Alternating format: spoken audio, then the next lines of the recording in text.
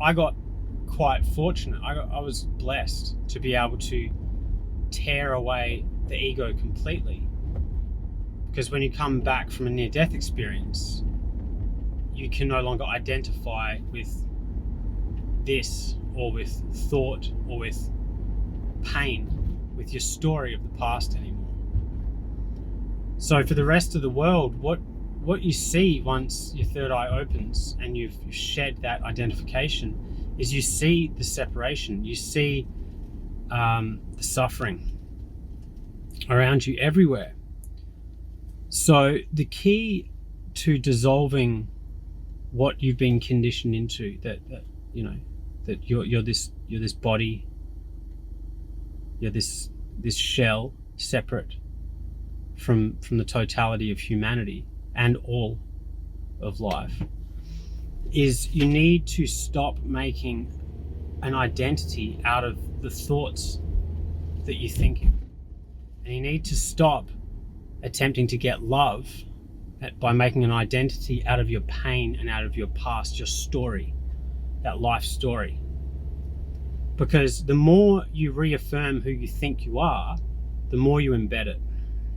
Nerves that fire together wire together in the brain.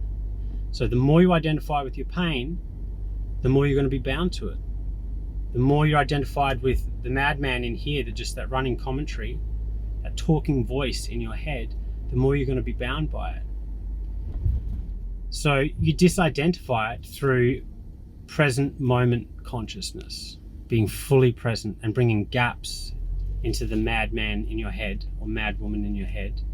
And you transmute the pain and the identity you formed out of pain by expressing, by basically stopping the suppression of whatever's there. You just bring consciousness into it and let the sadness, the grief, the disappointment, whatever it is that you're hanging on to, move through your energy body, and it moves through you. And then you're no longer bound by it.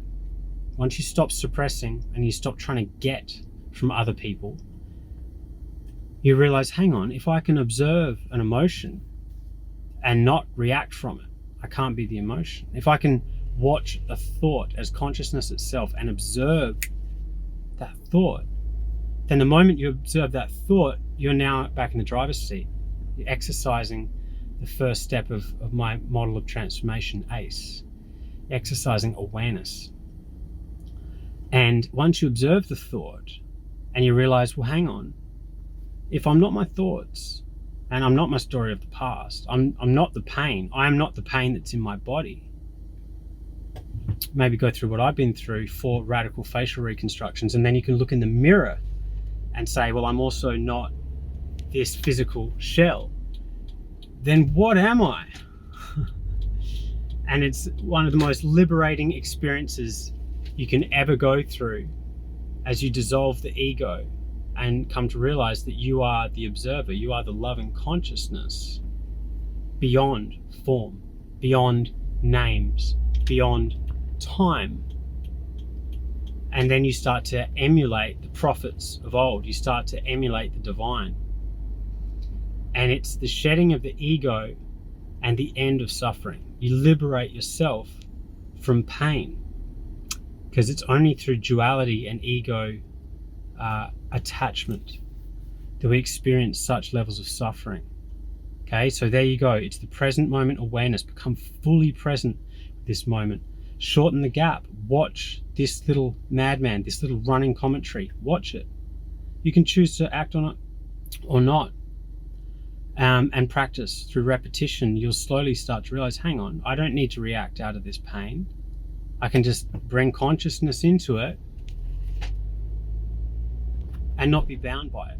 Whatever you do, don't form an identity out of your pain. Because what happens with people I coach is because they've lived 10, 20, 30 years identified with it, meaning they've been getting love. They get, oh poor you, by vomiting the story of the past on other people. Then to let go of your story of the past, we see people kicking and screaming, hanging on to their suffering, because they've made an identity out of their story, out of their life story.